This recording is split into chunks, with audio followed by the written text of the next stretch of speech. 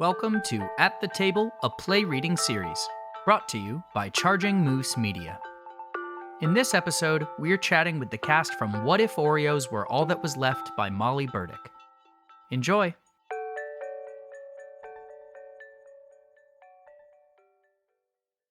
Good afternoon and welcome to At the Table, a play reading podcast, which is back. I'm Rachel Flynn. I'm Ned Donovan. Yeah, we're back. Here. We are here, and here is so many different places, most of which are in New York City. We, as you may know, have been on hiatus because of life, and now we're not because of Life. Ned, tell the folks a little bit about what we're doing today and maybe for a little bit. So when all of the world went into a lockdown of sorts, Rachel and I got on a call and said, we should bring back At the Table. There's a bunch of awesome playwrights making cool art right now. There's a bunch of actors with some time on their hands. There is lots to do. And so I thought that maybe we could make plays with 10 to 20 minute shows that we could use people who are currently looking for some artistic outlet and make some weird art in a time of quarantine. And we're trying to do that today. And before we get going on this week's play, which is written by the extraordinary Molly Burdick, who you're going to be able to hear later in this episode. Oh, it'll be a whole separate episode? It'll be another episode, but you will hear in this chunk of episodes. I'm rusty. You know what I mean? I don't know what our format is anymore because it's been years and I've been through a pandemic since then. So before we get to quarantine snacks, I want to introduce everyone who's with us today in their various places, apartments with their various pets. So first up, Alyssa, who are you? Hi, I'm Alyssa May Gold. I am in my bedroom in Manhattan. I am a producer, director, actress. I run a small theater company called Pocket Universe. Prior to this, we were reconsidering and reimagining classic stories and conventions. And I think now we're going to have to reconsider and reimagine the very convention of theater and what that means when you can't actually be in a space together. And I was also in rehearsal as an actress for the long-awaited Broadway premiere of How I Learned to Drive until 2 weeks ago. And now I'm in my apartment. We're still in rehearsal. We're Zoom meeting. And hopefully we'll be in a room soon.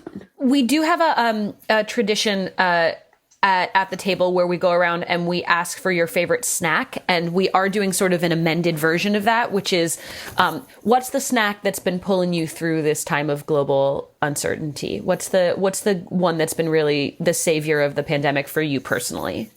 Do you know, the thing is, it is the same as my snack of choice in peacetime, and it is Pirate's Booty. Sponsor of the pod, Pirate's Booty. I would like them to sponsor my life. We're moving on to Remy. Remy, who are you? Hi, I'm Remy. I am an actor. I'm also a stand-up comedian and a sketch comedian. My most recent thing that got cut a little short due to Miss Coronavirus is that I am an actor on the Mod Night at UCB, which is their house sketch team. My team is the New York Cheeks. Hey, Cheeks. I've just been loving being on the house team. It was such a great creative outlet for me. So yeah, definitely a big bummer, but had to be done. I'm very thrilled to be here. We're so glad you're here. Remy, what is the snack that has gotten you through just these 2 weeks? My boyfriend has made these homemade white chocolate chip brownies with homemade chocolate icing several times, and they've been awesome. And I've also been eating a lot of Twizzlers as well. Kristolyn, Lloyd, can you introduce yourself? Who are you? What do you do normally / now? Hey, I'm Kristolyn Lloyd. Normally I am acting or doing something like that. Before all of this happened, I had just finished a show in Seattle called Bliss. And then I was set to do a show in Florida at Oslo Theater called Hood. And that got postponed. And then I was set to do a show at Arena in DC called American Prophet, which is this Frederick Douglass musical. And that got pushed to the fall. But in the meantime, I'm considered an essential worker because my part-time job in between gigs was as a sitter. So I'm sitting for a family. One of the moms is a doctor, and then the other is a psychiatrist. So well, thank you for doing what you're doing, and please keep staying safe as you can. You got it. Kristolyn, what is the food or foods that have been getting you through the last couple of weeks? What's the real team player here? Do plants count? Yeah. Weed. But, usually I accompany it with like some Sour Patch Kids.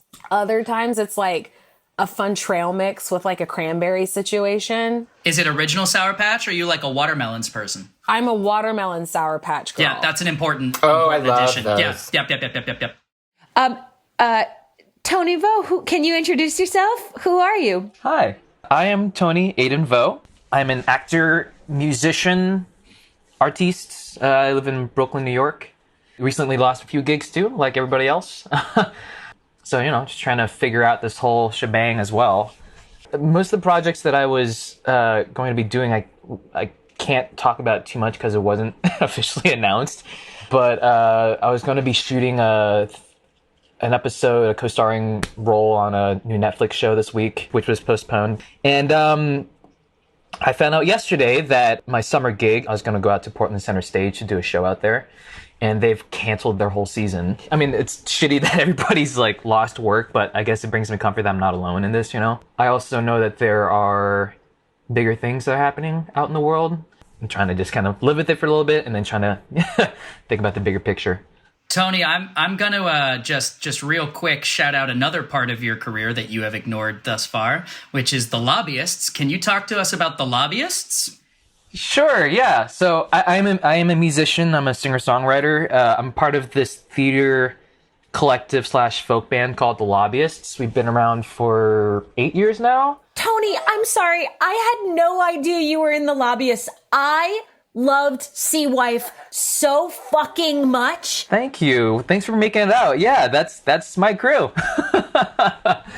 I try to, I go out for auditions a lot, but I also pour a lot of energy into creative outlets, and the Lobbyist is one of them, and we write work and make shit happen.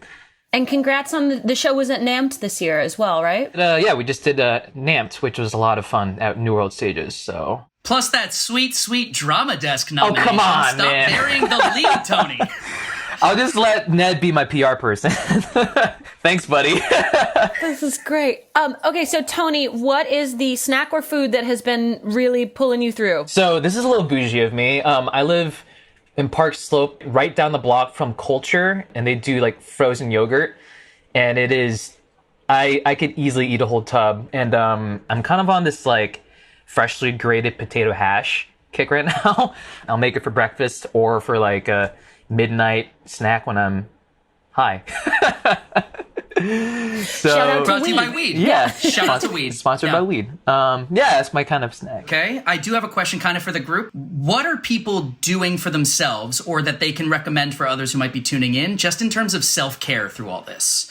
What can people offer that has helped them greatly? I know that in my feeds, either on my social media or just in text messages or calls with people, that a lot of people are struggling a lot with this, and I was hoping that we might be able to also help just offer new ideas to help people get through this really rough time around the world. But, as many people listening was...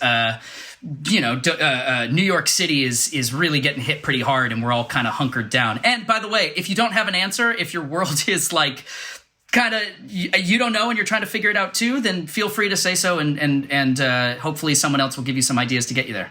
I have two things. One is totally it was a visceral response that I can only share like what my go-to mindset has been, but maybe it's useful. It's so similar to 9/11. I live in the same neighborhood that I lived in during 9/11, which is right by the World Trade Center. And I remember distinctly at that time, even in the fear, feeling an overwhelming sense of relief and luck that at that point, as is my current situation, I was alive, my family was alive, and I felt so lucky to not be directly impacted. Even though my life was impacted, I the perspective of like, but at this exact moment, I can breathe, my family can breathe, we're all able to like be alive on planet Earth today, and maintaining that kind of sense of like being ready to move if that changes, but being grateful for that has been really helpful. And then also I have been recommending this slowly to people, but there's this book called Miracle in the Andes that Nando Parado wrote about his experience of his plane crashing in the Andes with his rugby team. He was 19 years old. He was not a mountain climber. And he and his best friend climbed through the Andes to Chile to get help. And he wrote a book about it. And it's actually just like a how-to guide for everyday survival. And there's one quote that I'm going to share, and you can edit it if I'm talking too long. But this has been really helpful to me too, where he says, I had been thinking of the disaster as a horrible mistake, as an unscripted deviation from the happy story of my life I had been promised. But now I began to understand that my ordeal in the Andes was not an interruption of my true destiny or a perversion of what my life was supposed to be. It was simply my life, and the future that lay ahead was the only future available to me. And I think I'm hearing a lot of people struggling with the this is interrupting the plan. And yeah, I had a very clear plan for this exact moment of my life, but that's not necessarily, that's not a fact. The fact is that this is the only thing that was ever is happening in the world right now. And that helps me really keep my head on and not fall into the unfairness of what I thought my life was supposed to look like at this moment, that this is actually my life. And so how then do I move forward in a meaningful way? Thank you. That's really helpful. That helped me just now. And one other thing, and then I'll stop talking, I swear, there's an article called 14 Ways to Survive Almost Anything it's a handbook. It's a 14-step handbook for how to change your mindset towards survival. And it takes actual practical, in the real world, disaster situations and how people apply to mindset to get through them. And I highly recommend that. And I can send it to you guys if you want to. Please do, and we'll put that on the social media for At the Table as well, so you can find it on our Facebook, on our Twitter. Come say hi. Remy, anything that's been really helping you out? It's not anything new, but as someone who is very type A and needs structure, keeping a routine has been really good for me. So I'm doing the artist's way, and I'm doing morning pages every day, and I'm attempting to do what they call an artist date, even within these confines. So for example, yesterday I found this little weird hiking trail 2 minutes from my apartment that I didn't know existed, that goes to this bridge in the Bronx. So it was really beautiful yesterday. So I did that. I've been doing yoga every day. And just trying to be productive, and we've all lost acting gigs, but there's still ways to be productive in that. There's so many theaters right now that they may not know the fate of their shows, but they're doing self-tapes. So I think that even though we are on a pause with our creative artistry, there are ways to still kind of continue that. But yeah, I love the routine of it all, and the artist's way. I really recommend, especially for creatives, this is a really great time to do that. I'll definitely just add that for me, I grew up around in the mountains. I'm from Colorado, so I'm a very outdoorsy person, and so I have to go outside at least once a day, and I know that's my kind of personal thing that I need to do, but I do notice I do know that for other people it does scientifically make a difference when if you're able to go outside and just get some fresh air.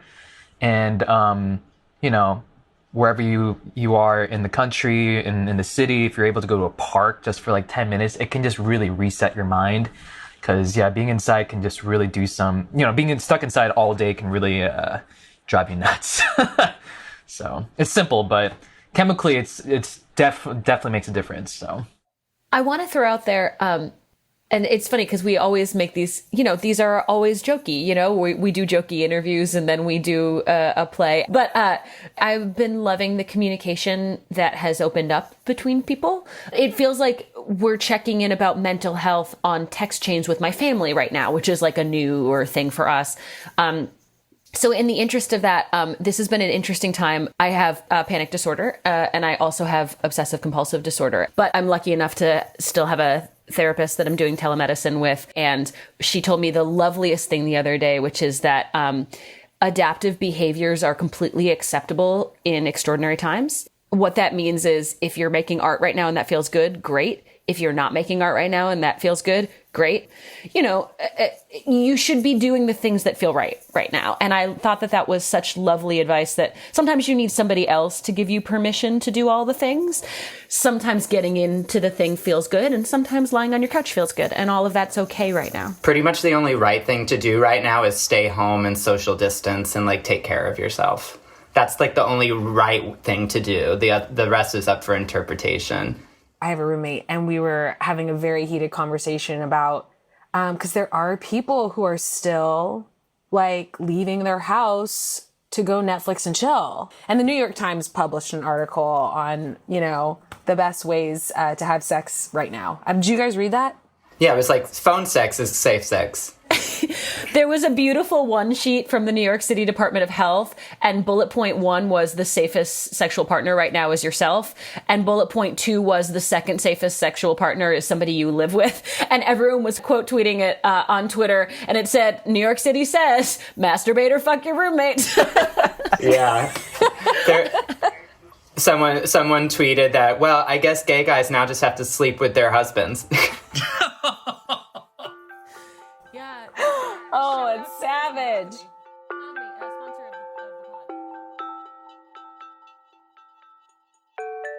You've been listening to At the Table, a play reading series, produced by Charging Moose Media. Our artistic director and senior producer is Rachel Flynn. Editor is Ned Donovan. Our associate producer is Megan Bagala.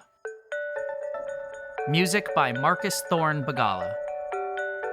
Thanks to our cast, Alyssa May Gold, Remy Germinario, Kristolyn Lloyd, and Tony Aidan Vo.